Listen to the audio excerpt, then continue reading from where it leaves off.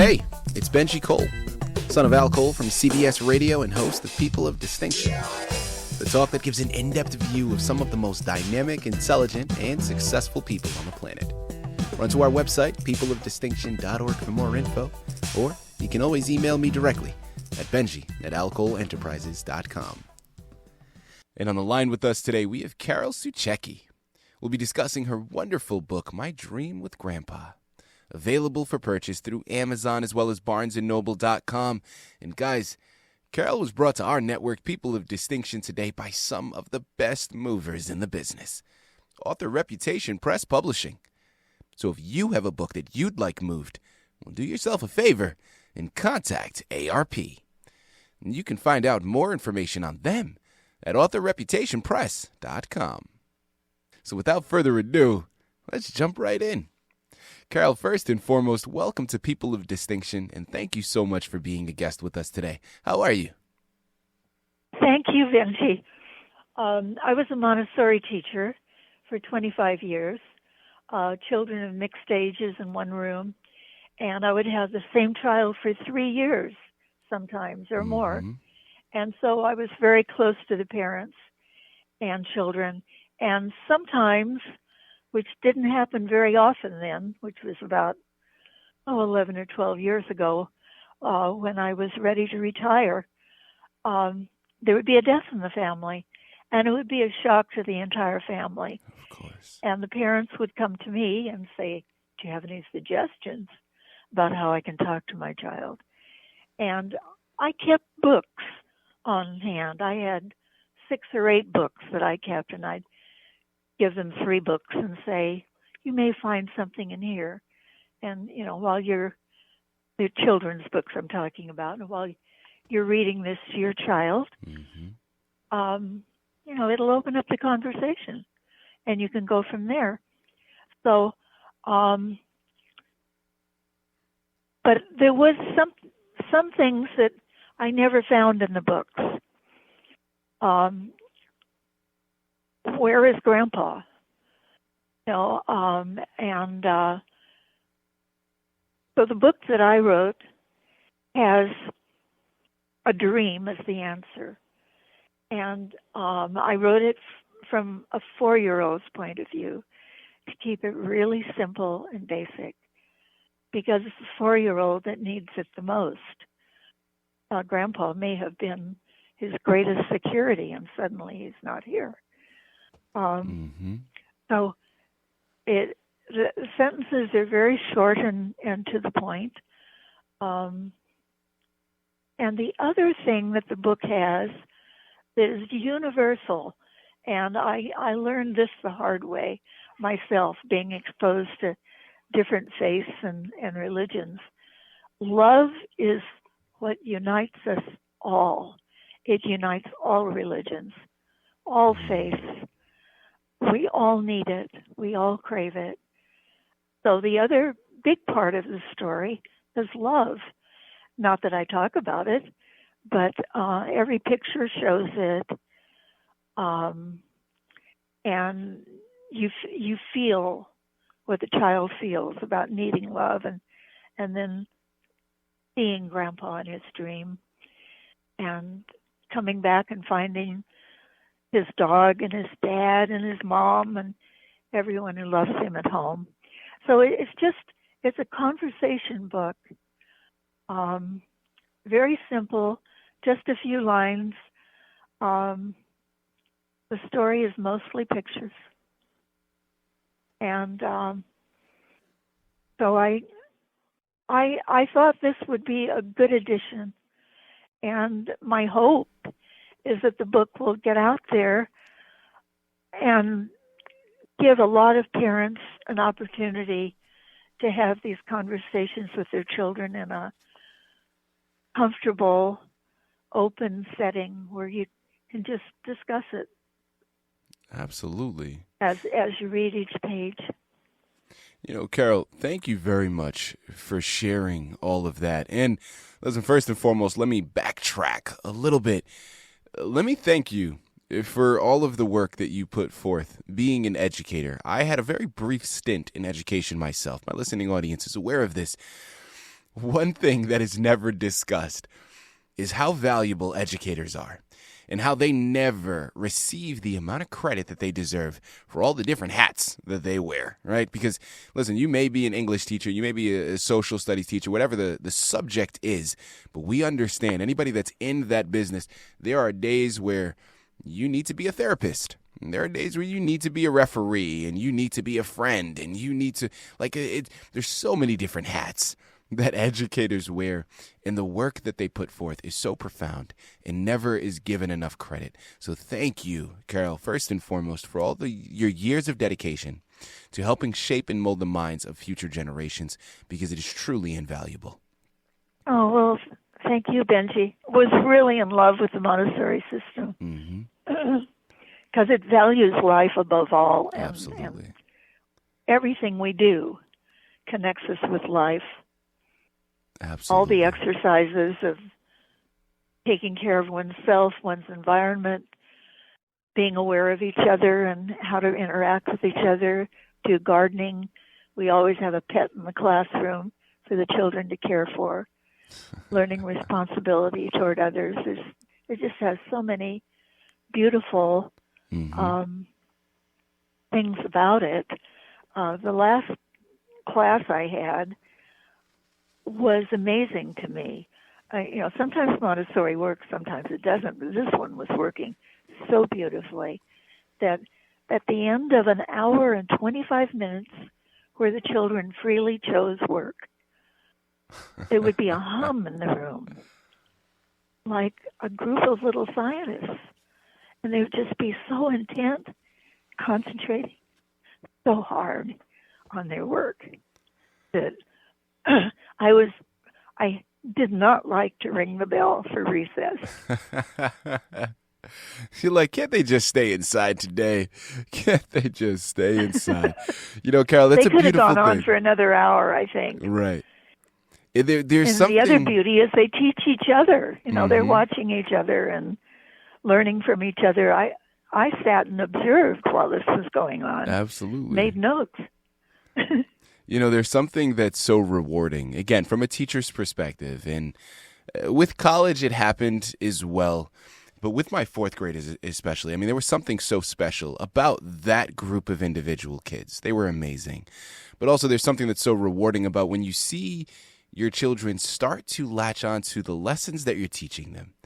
And they are, not only are they receiving the education, but they're working with each other. Everything is happening in unison, and it's all it doesn't happen often, but when it does, my goodness, it is an absolute delight to sit and watch. And it's like they're unfolding from within. Right. And you're seeing them, the real child. It's such a rewarding experience. Absolutely.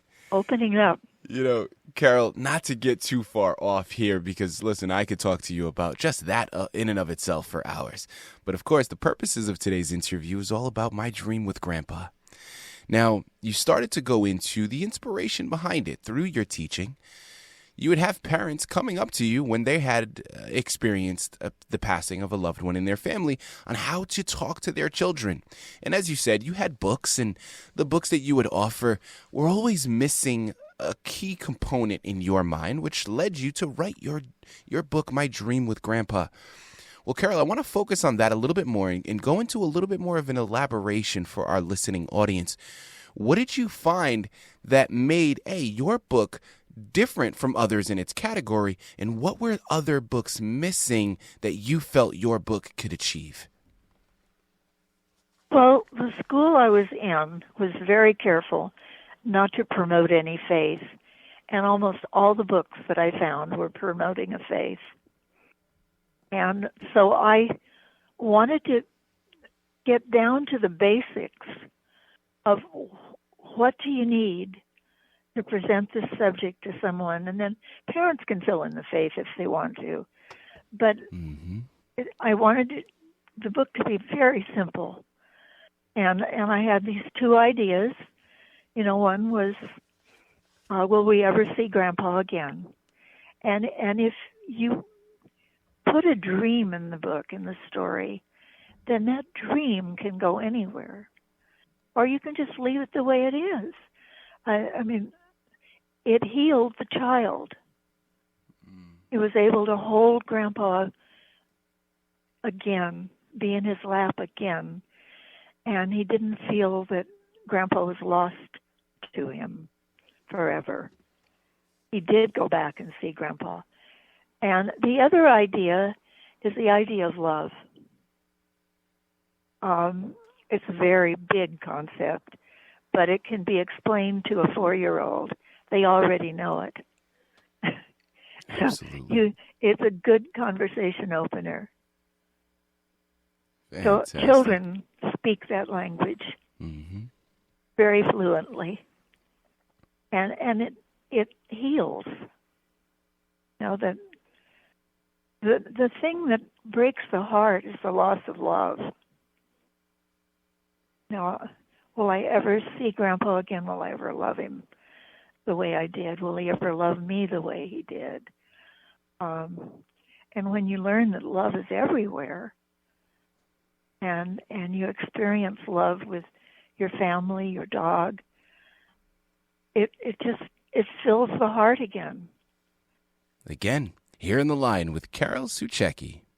We're discussing her wonderful book, My Dream with Grandpa, available for purchase through Amazon as well as BarnesandNoble.com. Carol, next question that I'd love to get into, curiosity for myself. What would you say was a highlight for you in writing the book? Or if not a highlight, maybe something that surprised you that you weren't expecting before you began on this journey? I wasn't expecting to be an author. Although I'm on social media and I've done a lot of writing there, but I never thought of myself as an author. But when I got to writing the book, of course, I had a lot of fun with it. I started painting so that I could work on these images, learned that I wasn't quite that good, found somebody who was better, who has 2 small children. The illustrator was wonderful, and gathering photographs. The front cover is actually, I used my husband as the model and gave her a picture. And he had a 4-year-old child at that time, too. So that, it was something very real to me. Yeah. Well, it was just such fun writing it and doing all the various parts. Some of the people who took the book eagerly and used it, and my son, who is an artist, who helped me put together some of the pages and photos. Just a big learning experience. That was exciting. And having just retired from teaching, I enjoyed going into something creative. Of course, my intent is that the book will serve a purpose out there, that it'll help a lot of people to be able to have these discussions with their children. Absolutely. And Carol, I think that's really, listen, that's where the power of the book lies. We know that, as I stated when we first started the interview, guys, unfortunately, death is inevitable, right? So we know it's going to happen. So having these conversations, it's not a matter of if, it's only a matter of when. And like so many things in life, you don't want to wait until the time happens for you to do it. You want to prepare for it ahead of time. And this is such a wonderful book to really be able to go through those difficult times with your children. Because we know these questions are going to be confusing. They're going to raise these questions. And having a proper game plan to make sure that you're able to fully articulate what has just transpired to them is so valuable. And like Carol said, the problem with a lot of other books, or not necessarily a problem, because listen, to each their own. But when you add in religion, you're limiting yourself, because depending on who you're talking to, or depending on which family it is, now you're limiting the number of people that can be exposed to your book. And what Carol did here was beautiful by leaving that out. Now, she is very well aware that, as she said, The parents can bring up the religion. The parents can add that in, so then they can customize it to their particular family. But the book itself is all about the incident and really going through a way of articulating it to a child and from a child's perspective so that they can understand and be able to process that moment. Carol, listen, as we start to tie out of this wonderful interview, last couple of questions here. What's next for you? Is there another book on the horizon? Are you planning on continuing a potential series or going in another direction entirely? Talk to us about what is upcoming. I would love to see this book get out in the public, because unless people know it's there, that's not going to happen. And when I wrote it, I was envisioning it getting out into the public. And that hasn't happened yet until just recently. Now, what has happened recently makes a need for this book very acute. You know, that we now we're facing a war in the world, and Absolutely. We had an epidemic of a virus, and so it's needed more than ever now. When I wrote it, it was needed, but only once in a while. And I think that's one of the reasons that, you know, it just didn't take off at that point. But now I think it's its moment, and it's really needed. And if I want anything out of it, I'd like to see the book do what it was intended to do, and that's serve families and just open up hearts so that people can talk to one another about death and understand life better, maybe. Carol, last question here. You mentioned a moment ago that you're on social media. So as we close out of this wonderful interview, Carol, which social media source are you on, and how can our listening audience interact with you? Well, the one I'm on the most is Facebook. I've been on there for 11 or 12 years, and I have a small group of people that I know very well. And it's also lately been picking up people who of different faiths, different persuasions, people with a vision of the world becoming better and more enlightened and more loving. And I'm really enjoying seeing these posts and spreading them around, because I have a vision of the world as of people coming together and being more loving and helping one another, and consciousness just lifting us all to a place where we can solve our problems in a better way. There you have it. I absolutely love it. You know what I love even more is we're at the end of the interview now. We've discussed so much information, and yet we've barely scratched the surface. The story itself, we barely touched up on, right? The journey that the characters go through and how they interact. We know the premise behind it, but the journey itself is still left to be discovered. You know what you have to do. I'm going to say it for you once more, even though I know I don't have to. Here on the line with Carol Sucheki. We just finished discussing her wonderful book, My Dream with Grandpa, available for purchase through Amazon as well as barnesandnoble.com. Listen, you surely will not be disappointed. Carol, this has been an absolute pleasure. Thank you once again for being a guest with us today on People of Distinction. Oh, thank you so much, Benji, for all that you do.